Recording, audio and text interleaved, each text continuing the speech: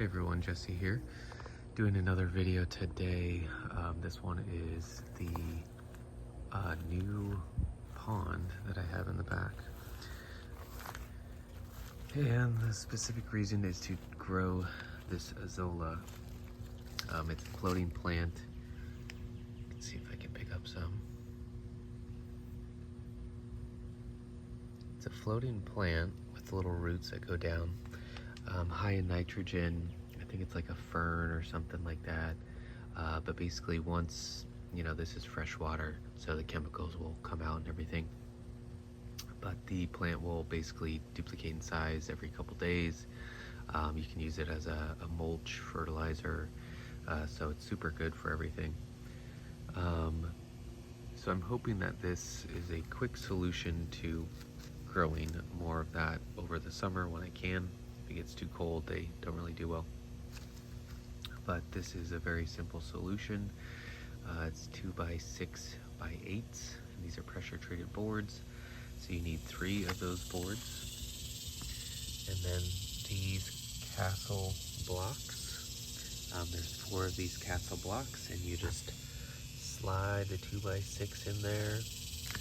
And then I have an 8-foot board going across 4 feet, so you have to cut one board in half. And the total cost, and the pond liner. So this is a cheap pond liner from Amazon. I think it was a 7x10 foot pond liner for about 20 bucks. You cut one board, you place the pond liner in there and fill it up. It's probably about, probably around 100 gallons or so, I think.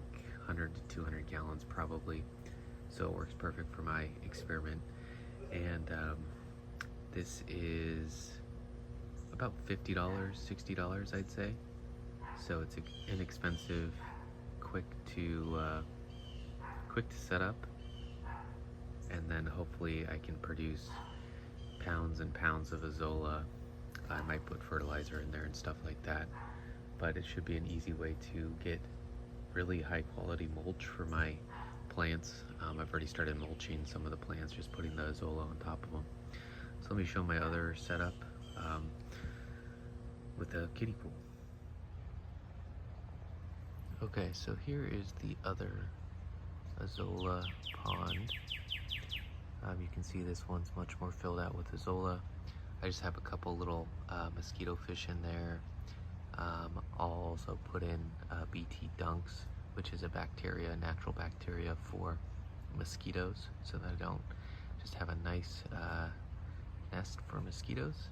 And then on top I just have one larger pot, and so I'm growing Kang Kong, which is a water spinach right there.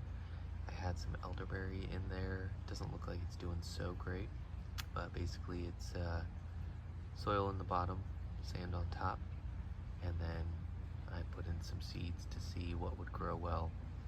The Kang Kong, the water spinach, usually needs to be in complete water or very wet soil, so that's kind of why I did that, but it seems to be working pretty well.